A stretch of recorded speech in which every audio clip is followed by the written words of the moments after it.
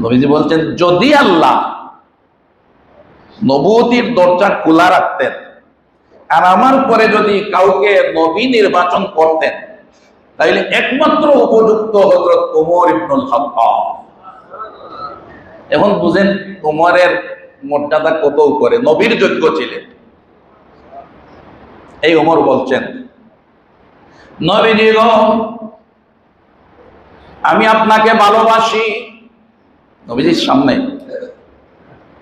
লা ইউমিনু আহাদুকুম হাত্তা আকুনা হাব্বা ইলাইহি, এই হাদিসের ব্যাখ্যা। নবীজি গো, আপনাকে আমি ভালোবাসি।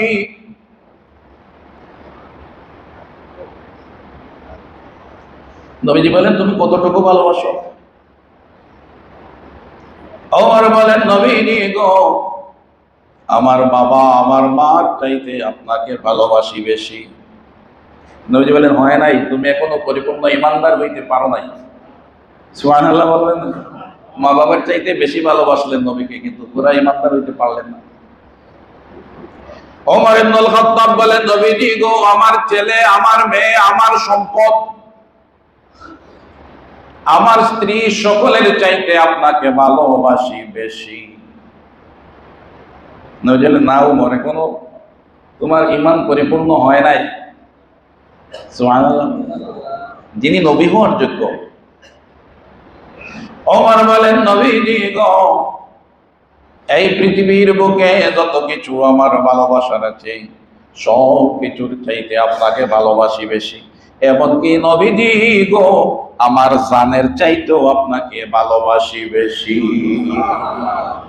নবীজি বলেন, এইমাত্র তুমি পূর্ণ ইমানদার হইলা।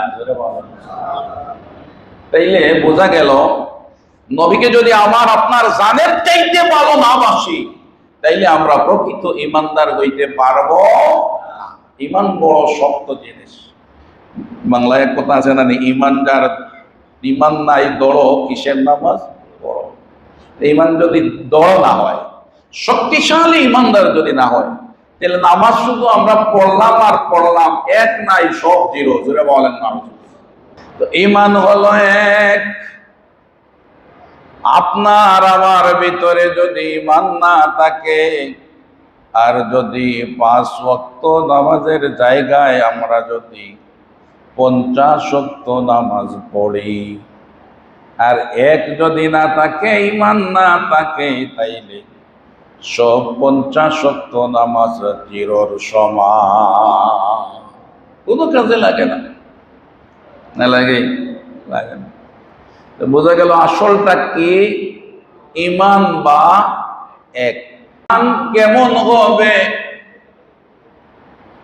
আমরা দাবি তো করি ইমানদার, করি না? কেউ আসেনি বলে যে না আমার ইমান নাই? আছে এমন মানুষ কেউ নাই? সবাই আমরা দাবি করি ইমানদার। জিনিসটা বোঝা বড় কঠিন। একজন মানুষ মসজিদে যারা আসবেন, একজন মানুষ পাবেন না কোথায়া আছে তার ইমান নাই। জিজ্ঞাসা করলে বলবে আমার ইমান নাই? বলবে না, বলবে আমি 1 নম্বর ইমানদার। এখন আমি যে 1 নম্বর ইমানদার, সেই ইমানদার 1 নম্বর ইমানদারের সংজ্ঞার ভিতরে আমি পড়লাম কি না ওটা দেখতে হবে। আমার ইমানটা কেমন হবে? সুবহানাল্লাহ। আল্লাহ বলেন, ওয়াইযা কিলা লাহুম আমিনু কামা আমানান নাস, তোমরা এমন ভাবে ঈমান আনো যেভাবে আমানান নাস, মানুষ ঈমান এনেছিল। জোরে বলেন সুবহান। আমানান নাস বলতে কারা? দুনিয়ার মধ্যে শ্রেষ্ঠ মানুষ যারা আল্লাহর রাসূল সাল্লাল্লাহু আলাইহি ওয়াসাল্লামকে 2 চোখ করিয়া দেখছে আর ঈমান এনেছে। সুবহানাল্লাহ বলেন। আল্লাহ বলেন, বন্ধুগো আমার, তাদেরকে বলিয়া দেন তারা ঈমান আনতে গেলে আপনার সাহাবীদের মতো ঈমান আনা লাগবে। ঠিক আছে? সাহাবী কি সব সমান? আমার কথা বুঝেন নাই আপনারা? সব সাহাবীর মর্যাদা কি এক সমান? সমান না। স্তর আছে, 1 নম্বর, 2 নম্বর, 3 নম্বর, 4 নম্বর। তবে সব সাহাবী বেহেশতি। জোরে বলেন সুবহান। হযরত মুআবিয়া রাদিয়াল্লাহু তাআলা আনহু সম্বন্ধে অনেকে অনেক কথা বলে, কিন্তু হযরত মুআবিয়া রাদিয়াল্লাহু তাআলা আনহু কোনো সন্দেহ নাই নবীর সাহাবী। জোরে বলেন সুবহান। ছেলে দোষ করতে পারে, ছেলে এজিদ দোষ করেছে, তাই বলিয়া মুআবিয়া দোষী না। যারা ছেলের দোষে বাবা, দুনিয়ার আইনেও ছেলের দোষে বাবা দোষী হয় না। না হয়? ছেলে দোষ করেছে, পুলিশ কি গিয়া বাবাকে নিয়ে আসবে? মাঝে মাঝে হয়ে যায়, এটা হয়তো রাজনৈতিক ধাক্কা ধাক্কি, এটা আইনগত না। ঠিক ঠিক? ছেলের দোষে বাবা দোষী হয় না, তাই এজিদ দোষী, মুআবিয়াকে দোষারোপ দেওয়া যাবে না। কারণ মুআবিয়া কোরআন শরীফ নিজের হাত দিয়া লেখছেন। সুবহানাল্লাহ। মুআবিয়া যদি দোষী হইয়া যান, তাইলে আমরা কোরআন শরীফ সঠিক হবে কিনা সন্দেহ আসে যে যাবে। বুঝতে পারলাম কিনা? তবে এজিদ দোষী, এতে কোনো সন্দেহ নাই। ঠিক ঠিক? এজিদ আল্লাহর রাসূলের শরীয়ত মানত না।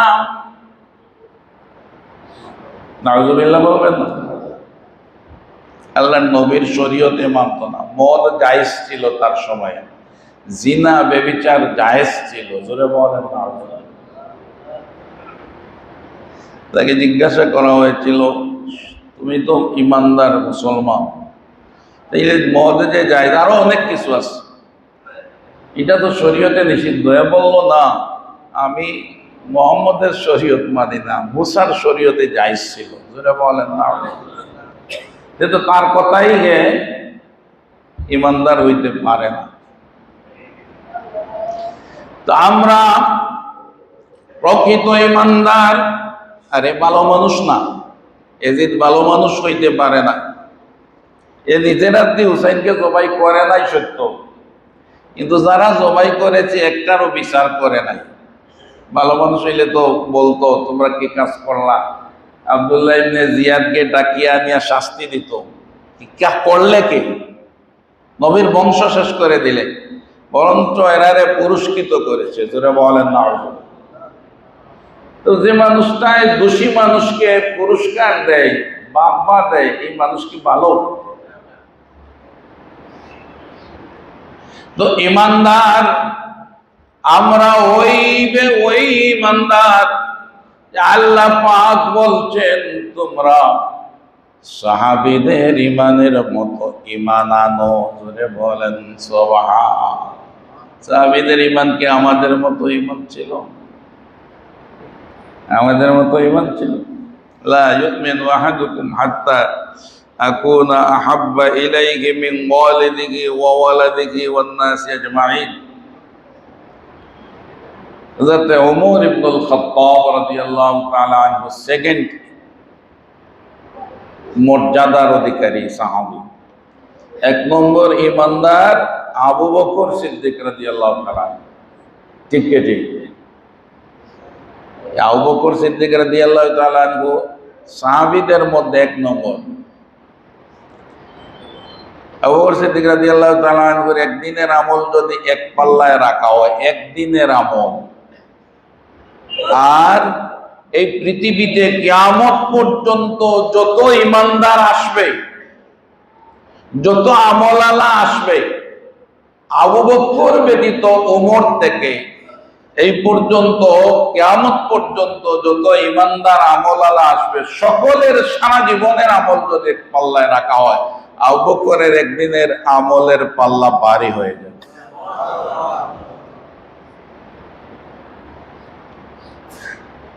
কত আমল কি করলেন, তো বাঁচলেনই 63 বছর। কত আমল বেশি করতে পারেন নাই, তবে ওনার আমলের ওজন বেশি, ওনার ইমানের শক্তি ছিল বেশি। এত সব মুসল্লি, সব ইমানদার সবাই নামাজ পড়তে আসছেন, কিন্তু সকলের নামাজ সমান নয়। একজনের নামাজ ডাইরেক্ট আল্লাহর কাছে যাবে, আর এক মুসল্লির নামাজ আসমান আর জমিনের মাঝখানে আটকে যাবে। আরেক মুসল্লির নামাজ মসজিদ থেকে বের হওয়ার পরেই ফেরেশতারা তার বুকের উপর নিক্ষেপ করে বলবেন, যারে মুসলমান, কষ্ট করে জুমার নামাজে আসলে কিন্তু তোর নামাজটা কাজে লাগলো না, তোর নামাজটা তুই নিয়ে যা। ইমানের তারতম্যের কারণে হয়ে যায়।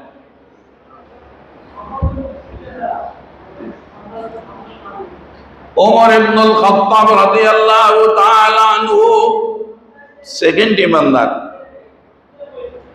2 নম্বর সাহাবী। তো উনি কেমন ইমানদার, নবী বলেছেন, আনা খাতামুন নাবিয়্যিন লা নাবিয়্যা বা'দি। কে কি বলছে এদিকে না তাকাই আমার দিকে তাকান, কে কথা বলছেন? মসজিদের ভিতরে জোরে কেন কথা বলেন? বুঝদার আমরা কেউ তো কম বুঝদার না। মসজিদের ভিতরে জোরে কথা বলা মহাপাপ।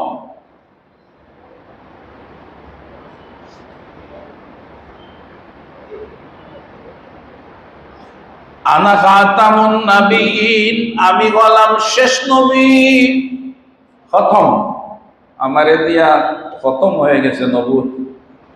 লা নাবিয়্যা বা'দি, আমার পরে আর কোন নবী আসবে না। তো জুমার ওয়াজ তো এর লম্বা বেশি করা যাবে না, মাথায় রাখবেন আজকের বিষয় ছিল ঈমান আর তওবা। তওবা এমন এক জিনিস, যত বড় গুনাহগারী আমি হই না কেন, আত-তাইবু মিনাজ যামবি কামান লা যামবা লাহু, যদি তওবা করতে পারেন, আল্লাহ বড় দয়াল, তওবা মুখ থেকে বের করতে দেরি, মাফ করতে দেরি হয় না। হাদিস শরীফে এসেছে, আজকের এই খুতবার হাদিস হলো লাস্ট হাদিস, যেটা হাদিস হলো এই যে বান্দা যখন গুনাহ করিয়া বসে, তখন আল্লাহ পাক সূর্য ডোবার থেকে ফজর পর্যন্ত অপেক্ষা করেন, আমার বান্দাটা যদি তওবা করিয়া নেয়। বাম কাদের ফেরেশতাকে বলেন, স্টপ রাখো, বন্ধ রাখো, লিখিও না। আমার বান্দা বুঝে নাই, তওবা করলে লিখা লাগবে না, আমি মাফ করে দিব। রাত্রিবেলা যদি গুনাহ করে, তাইলে আল্লাহ দিনের সূর্যোদয় থেকে সূর্য অস্ত যাওয়া পর্যন্ত অপেক্ষা করেন, যদি আমার বান্দা তওবাটা করিয়া নেয়। এমন দয়াল আল্লাহ, জোরে বলেন সুবহানাল্লাহ। ডান কাদের যিনি লিখেন, সওয়াবের কাজ করলেই আর অর্ডার নাই, লিখে ফেলেন। কিন্তু বাম কাদের ফেরেশতায় গুনাহ করলে চান আল্লাহ লিখতে, আল্লাহর নির্দেশ, আমাকে না জিজ্ঞাসা করে লিখতে পারবা না। তখন আল্লাহ বলেন, জিজ্ঞাসা করেন, আল্লাহ বান্দা তো গুনাহ করেছে, লিখে ফেলি। তখন আল্লাহ বলেন, ওয়েট করো, অপেক্ষা করো, বলা যায় না তো আমার বান্দার অনুশোচনা আসতে পারে। তওবা যদি করিয়া বসে, তাইলে লিখার দরকার পড়বে না। জোরে বলেন সুবহানাল্লাহ। আল্লাহ পাক আমাদেরকে গুনাহ থেকে বেঁচে থাকার এবং শক্ত ইমানদার সাহাবীদের ঈমানের মতো ঈমানদার হয়ে মৃত্যুবরণ করার মতো তৌফিক যেন আল্লাহ দান করেন। সবাই আমিন বলুন। ওয়া মা আলাইনা ইল্লাল বালাগ। সাল্লাল্লাহু আলা সাইয়্যিদিনা ওয়া